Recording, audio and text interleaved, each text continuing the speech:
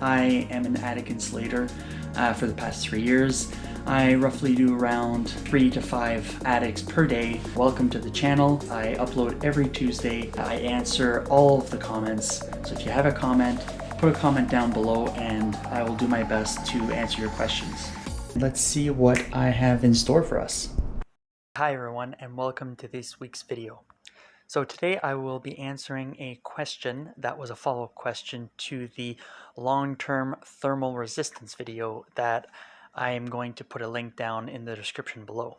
So the question is, do I need to replace my attic insulation because it's fiberglass based? Since I also have to replace my furnace filter every 3 months. 3 main points that I'm going to be actually covering in this video is number 1, the importance of air sealing your attic floor, especially around your air return intakes inside of your house. Number 2, the points you need to know regarding vapor barrier when it comes to the 6mm poly with bats or sheets of fiberglass insulation that I see on a daily basis.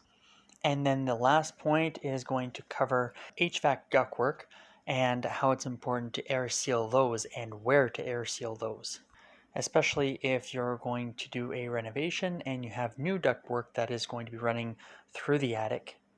Without further ado, here is the video. This is our air return for the upstairs, and it connects down into the cavity, the floor joist cavity, that is also pulling air downstairs and has the same grid downstairs, and so it pulls it, goes into the furnace which is in the basement. This cavity is open all the way up to the ceiling.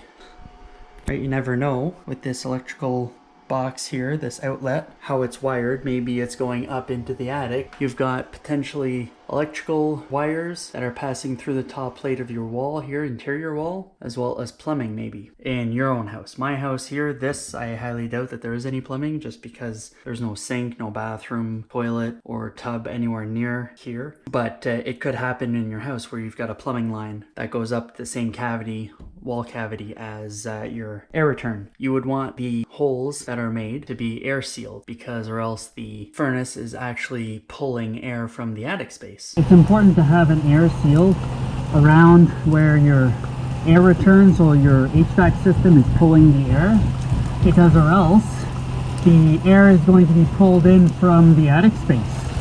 If those little holes that you see there are not sealed by the can of spray foam that the insulators use. If you have unconditioned air that's being pulled from the attic space into the house, then obviously it's going to go through the fiberglass insulation. So that fiberglass insulation is going to get dirty because the air is being forced through it, just like a HVAC filter.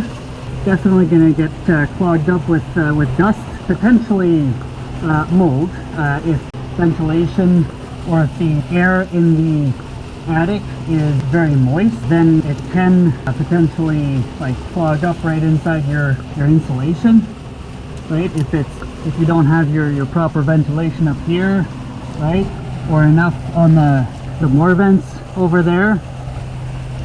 So my point is, basically you want to air seal your attic space from your unconditioned air that's in the attic to prevent the transfer from the unconditioned air to inside your home, right? Because inside your home, that's considered the conditioned air space.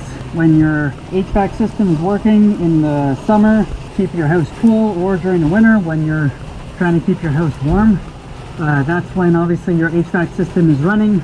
And if there's any holes that is allowed to pull air from the attic space into your house, and it's going to go through that insulation, so it may not work as well. For example, this is a intake for the air conditioning and heating system. Now, the importance is to seal around the borders of that 2x4 top plate so that no air is pulled from the attic through the attic insulation. The break on the vapor barrier is on both sides of this interior wall.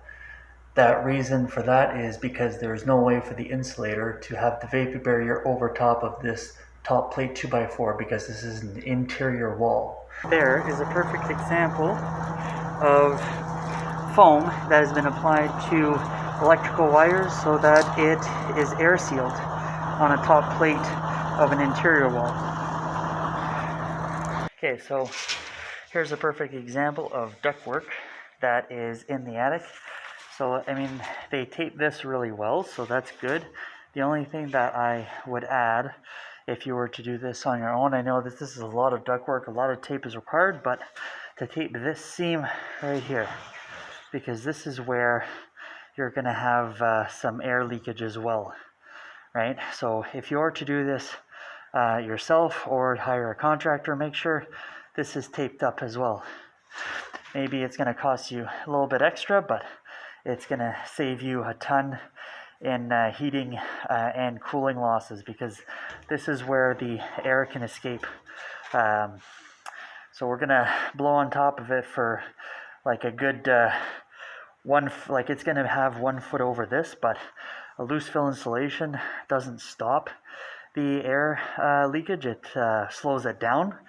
But that's why, like I'm saying, you got to tape these if you're to do this on your own. Okay, so I wanted to share this right here, because you see how there's part of it that is spray foamed, and then this part right here is not spray foamed. So this is a perfect example where the homeowner or builder tried to save a little bit of money and thought, oh, okay, I'm just gonna, have the guys blow over this. But this blown-in insulation is not as efficient as the spray foam insulation. So it's always best spend the extra money and get everything spray foam, because this is going to be a nice air seal and it's going to save a ton in heat loss.